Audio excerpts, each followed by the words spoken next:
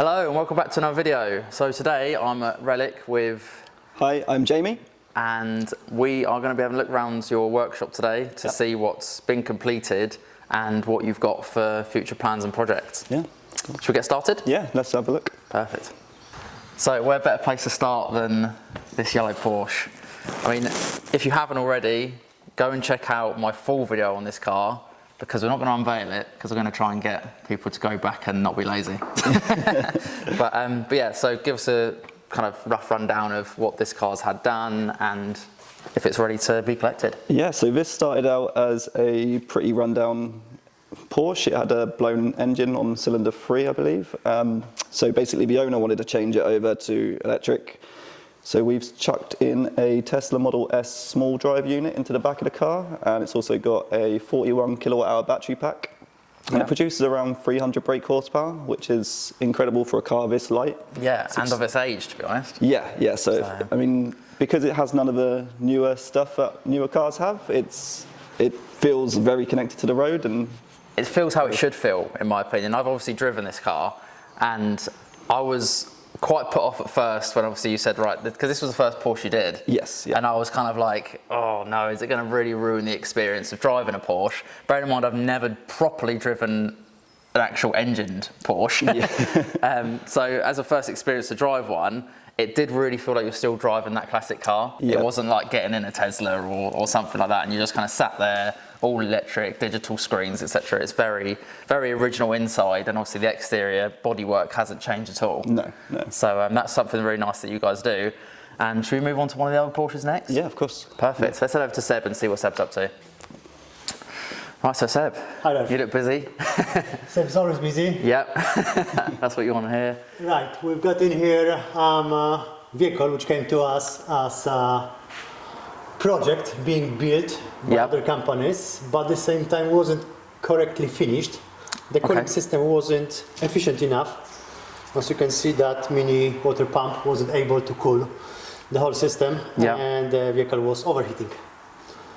Okay, so this is just kind of like a bit of an upgrade then to get the car running slightly better? It is the way to actually bring a proper, efficient pump, which will do the job. Even if it's electric one, the cooling system still is very important. Yes. Will it make quite a lot of difference to how the car drives or how it kind of cools itself down in general? It's not going to create a limp mode.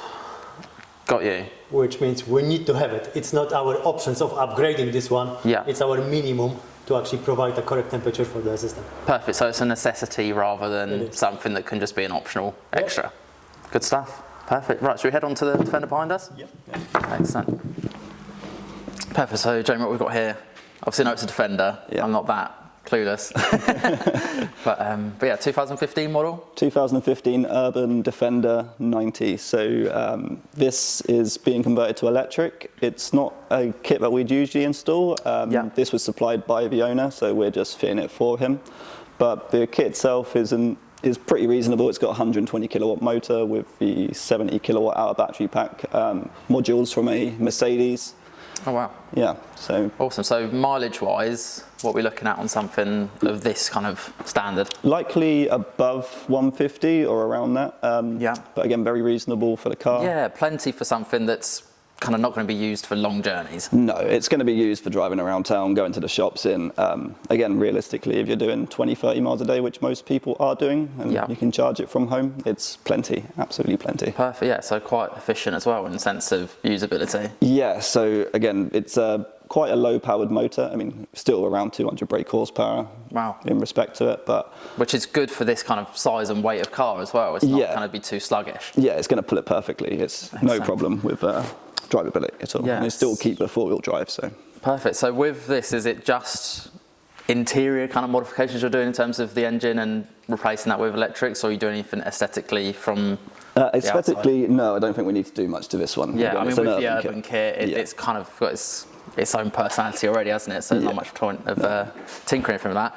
But this Defender behind you, I believe, has had a fair amount of work. Yes, I mean, from standard, this came in as a traditional 90 panel van. And now it's got obviously the panoramic glass windows all around the side. It's got sound which engine. looks fantastic, doesn't it? It changes the personality of the car so much. Yeah, it just looks a hell of a lot modern. Yeah, it looks really, really special. And also easier to drive, because these panel van Defenders, there's so many blind spots, isn't there? Yeah. Whereas when you've got the panoramic, you can literally look over any direction and you can see 360 pretty much. Yeah, and you need that in a Defender. Inside-wise, interior? Interior, again, obviously just for full sound deadening inside and out, so all under the seats, all under the floors, everything's been sound deadened. New stereo, reverse camera, all the basic stuff that you really need. And you do something with the gauges, is that correct? Yeah, so we put in some, obviously, digital gauges that we've designed and built in-house. Also the gear selector, everything's kind of done by us, nothing outside. Brilliant. Yeah.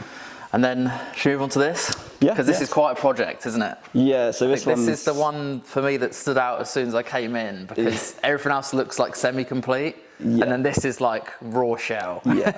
Yeah, so this one has been restored before coming to us. Unfortunately, some of the 12-volt system is a bit of a mess, so we've had to go over everything, find what issues there are, and basically fix all of that before we can start our EV conversion on this one. Got you. And then with this car being restored previously, is that something that you kind of offer, or do you have like companies that you work alongside that do that kind of thing? Yeah, we work with some amazing specialists who do the restorations for us, and yeah, they take absolute pride in their work, so that's really good. Brilliant. Yeah. Right, that kind of concludes everything today, doesn't it? Pretty much, yeah. I believe you have a video coming out on this soon, kind of describing exactly what's been done and kind of showing some bits of it. Yeah.